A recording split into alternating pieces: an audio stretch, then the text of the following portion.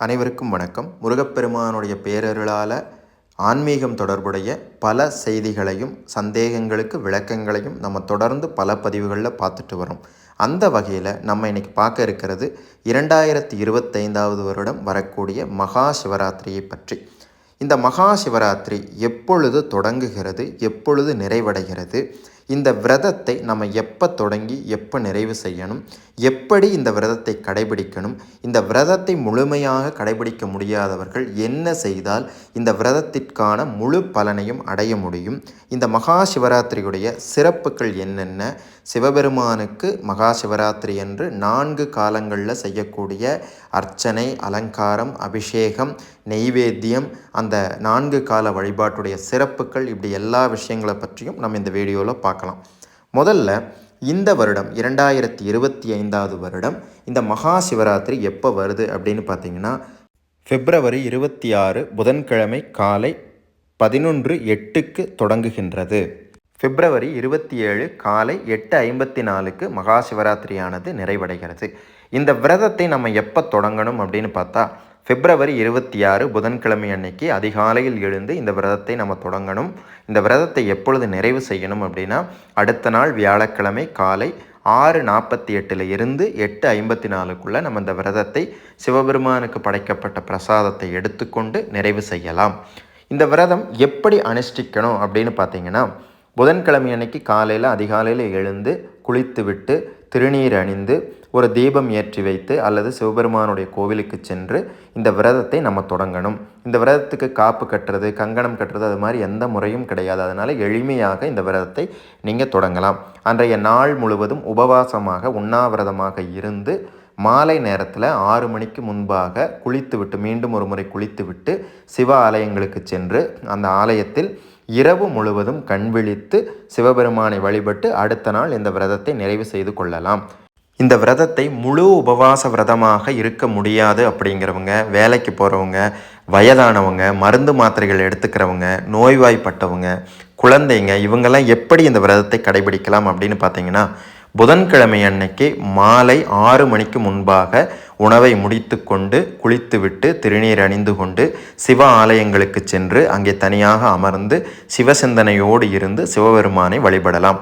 இல்லை இப்படியும் எங்களால் போக முடியாது, பக்கத்தில் சிவன் கோவிலே இல்லை அப்படிங்கிறவங்க என்ன செய்யலாம் அப்படின்னு பார்த்தீங்கன்னா, இரவு நேரத்தில் 11:30 முதல் 1 மணி வரை இருக்கக்கூடிய காலத்தை லிங்கோத்பவ காலம் அப்படின்னு சொல்லுவாங்க. இந்த லிங்கோத்பவ காலம்னா என்ன, இப்போ சிவபெருமானை வழிபட்டால் என்ன பலன் கிடைக்கும் அப்படிங்கிறத இன்னொரு வீடியோவில் தனியாக பார்க்கலாம். இந்த காலத்தில் சிவபெருமானை போய் சிவன் ஆலயங்களில் போய் வழிபட்டாலோ அல்லது கண் விழித்திருந்து சிவநாமத்தை சொல்லி வழிபட்டாலோ உங்களுக்கு இந்த முழு சிவராத்திரி விரதம் இருந்ததற்கான பலன் கிடைக்கும். இந்த மகா சிவராத்திரி தினத்திற்கு என்ன சிறப்பு அப்படின்னு பார்த்தீங்கன்னா, சிவபெருமான் தன்னுடைய தேகத்தில் சரிபாதிய உமையம்மைக்கு கொடுத்தது இந்த மகா சிவராத்திரி தினத்தில். கண்ணப்பருக்கு சிவகதி அருளியதும், மார்க்கண்டேயனுக்காக தன் மீது வீசப்பட்ட பாசக்கயிற்றை பஸ்பமாக்கியதும், அர்ஜுனனுடைய தவத்திற்கு மெச்சி இறைவன் பாசுபதம் அருளியதும், கங்காதேவி பகீரதனுடைய தவத்திற்கு மகிழ்ந்து பூமிக்கு வந்ததும் இந்த மகா சிவராத்திரி தினத்தில்தான். இந்த மகா சிவராத்திரி காலத்தில் சிவபெருமானை 4 காலங்களில் விதவிதமான அபிஷேகங்களாலும் அலங்காரங்களாலும் நெய்வேத்தியங்களாலும் பாராயணங்களாலும் வழிபடுவது மிகச்சிறப்பான ஒன்று. இப்படி 4 காலங்களில் எப்படி வழிபடலாம், இந்த 4 காலங்களில் என்ன அபிஷேகம் செய்யணும், என்ன நெய்வேத்தியம் வைக்கணும், என்ன மலர்களால் இறைவனுக்கு அர்ச்சனை செய்யணும், என்ன பாராயணம் பண்ணணுங்கிறத நம்ம தொடர்ந்து பார்க்கலாம். முதல் காலம் என்று சொல்லக்கூடிய மாலை 6 மணி முதல் 9 மணி வரை அனைத்து விதமான திரவியங்களால் அபிஷேகம் செய்ய வேண்டும். குறிப்பாக பஞ்சகவ்யத்தால் கண்டிப்பாக அபிஷேகம் செய்ய வேண்டும். இந்த பஞ்சகவ்யம் அப்படிங்கிறது என்னன்னு பார்த்தீங்கன்னா, பால், தயிர், நெய், கோமியம், சாணக நீர். சாணக நீருங்கிறது சாணத்தை நீரிலே கரைத்து சுத்தமாக வடித்து எடுத்து வைத்து கொள்வது இந்த சாணக நீர். இந்த 5ஐயும் தனித்தனி பாத்திரங்களில் வைத்து நடுவிலே பாலை வைத்து அந்த பாலுக்கு கிழக்கு பக்கம் தயிரை வைத்து பாலுக்கு தெற்கு பக்கம் நெய்யை வைத்து பாலுக்கு வடக்கு பக்கம் கோமியத்தையும் மேற்கு பக்கம் சாணத்தையும் வைத்து முறையே பாலை ஈசானனாகவும் தயிரை தத்புருஷனாகவும் நெய்யை அகோரனாகவும் கோமியத்தை வாமதேவனாகவும் சாணக நீரை சத்யோஜாதனாகவும் பூஜிக்க வேண்டும்.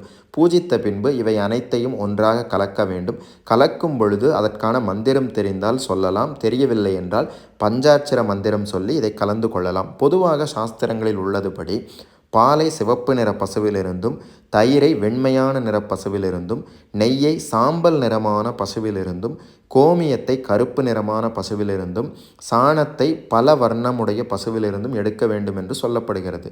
ஆனால் இந்த காலகட்டத்தில் இது கொஞ்சம் கஷ்டம் அப்படிங்கிறதுனால, ரொம்பவே கஷ்டம் அப்படிங்கிறதுனால முடிந்தவரை நாட்டு மாட்டிலிருந்து இவை அனைத்தையும் பெற்றுக்கொள்வது சிறப்பு. இந்த பஞ்சகவ்யத்தால் சிவபெருமானுக்கு அபிஷேகம் முடித்த பின்பு சிவப்பு வர்ண பட்டு அணிவித்து வில்வ மாலை சார்த்தி சந்தனக்கட்டையை பொடி செய்து தூபமிட வேண்டும். விளக்கெண்ணெய் கொண்டு தீபம் ஏற்றி வைத்து பருப்பும் நெய்யும் சேர்த்த அன்னத்தை நெய்வேத்தியமாக வைத்து ரிக்வேதம் அல்லது சிவபுராணத்தை பாராயணம் செய்ய வேண்டும். 2ஆம் ஜாமம் என்று சொல்லப்படக்கூடிய 9லிருந்து 12 மணி வரை உள்ள காலகட்டத்தில் இறைவனுக்கு அனைத்து விதமான திரவியங்களால் அபிஷேகம் செய்து குறிப்பாக பஞ்சாமிரதத்தால் அபிஷேகம் செய்ய வேண்டும். பஞ்சாமிரதம் அப்படின்னு சொன்னோம்னாலே நமக்கு தெரிஞ்சது பழத்தால் செய்யக்கூடிய பஞ்சாமிரதம். ஆனால் மகா சிவராத்திரி அன்றைக்கு சிவபெருமானுக்கு அபிஷேகம் செய்யக்கூடிய பஞ்சாமிரதம் ரச பஞ்சாமிரதம். இந்த ரச பஞ்சாமிரதம் எப்படி செய்யணும் அப்படின்னா, பால், தயிர், நெய், வெல்லம் அல்லது நாட்டு சர்க்கரை, அதோட தேன், இந்த 5ஐயும் கலந்து சிவபெருமானுக்கு செய்யப்படக்கூடிய அபிஷேகம் தான் இந்த ரச பஞ்சாமிரத அபிஷேகம். இதுலேயும் இந்த 5 பொருட்களை முதல்ல பூஜிக்கணும். அது எப்படி பூஜிக்கணும்னா, பாலை நடுவில் வச்சு பாலுக்கு கிழக்கு பக்கம் தயிரையும், தெற்கு பக்கம் நெய்யையும், வடக்கு பக்கத்தில் வெல்லம் அல்லது நாட்டு சர்க்கரையையும், மேற்கு பக்கத்தில் தேனையும் வைத்து முறையாக மேலே சொன்னதைப் போலவே ஈசானன், தத்புருஷன், அகோரன், வாமதேவன், சத்யோஜாதன் அப்படிங்கிற முறையில் பூஜித்து இவை 5ஐயும் ஒன்றாக கலந்து சிவபெருமானுக்கு அபிஷேகம் செய்ய வேண்டும். இந்த அபிஷேகம் முடிந்த பின்பாக இறைவனுக்கு பச்சை கற்பூரத்தை சந்தனத்தோடு சேர்த்து அரைத்து திருமேனி எங்கும் பூசி மஞ்சள் வர்ண பட்டு அணிவித்து குருந்தமர இலைகளால் மாலை அணிவித்து துளசியை கொண்டு அர்ச்சனை செய்ய வேண்டும். சாம்பிராணி குங்குலியத்தால் தூபம் இட வேண்டும்.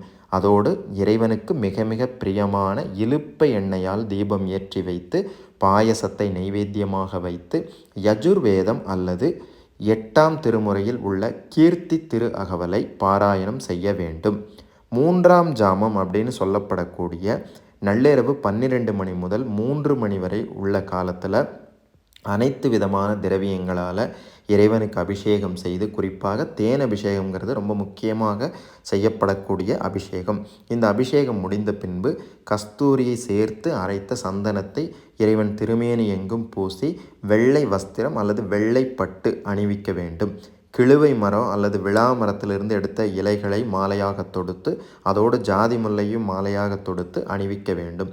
3 தள வில்வங்கள், மூவிலை வில்வம் சொல்லக்கூடிய அந்த வில்வங்களால் சிவபெருமானுக்கு வில்வார்ச்சனை செய்ய வேண்டும். குங்குலிய பூவினால் தூபம் இடணும். இந்த 3ஆம் ஜாமத்தில் இறைவனுக்கு நெய் தீபம் ஏற்றி வைக்க வேண்டும். இந்த 3ஆம் காலத்தில் இறைவனுக்கு மாதுளம் பழத்தையும் எள் அன்னத்தையும் நெய்வேத்தியமாக வைக்க வேண்டும். இந்த 3ஆம் காலம் ரொம்ப முக்கியமான காலம் அப்படிங்கிறதுனால இறைவனை ராவணன் குளிர்வித்த சாமவேதத்தை பாராயணம் செய்ய வேண்டும் அல்லது 8ஆம் திருமுறையில் இருக்கக்கூடிய திருவண்டக பகுதியை பாராயணம் செய்ய வேண்டும். இந்த மகா சிவராத்திரி விரதத்துடைய கடைசி காலமான 4ஆம் காலம் என்று சொல்லப்படக்கூடிய 3 மணியிலிருந்து 6 மணி வரை உள்ள காலத்தில் இறைவனுக்கு கரும்புச்சாறால் அபிஷேகம் செய்ய வேண்டும். புனுகையும் சந்தனத்தையும் ஒன்றாக அரைத்து இறைவனுடைய திருமேனியில் பூசி பச்சை வர்ணம் அல்லது நீல வண்ண பட்டு சார்த்தி கருநொச்சி இலைகளால் அலங்காரம் செய்து வெள்ளை நந்தியாவட்ட பூக்களால் தொடுத்த மாலை அணிவிக்க வேண்டும். கற்பூரத்தையும் லவங்கப்பட்டையும் பொடி செஞ்சு ஒன்றா சேர்த்து இறைவனுக்கு தூபமிடணும். நல்லெண்ணெய் தீபம் வைக்க வேண்டும்.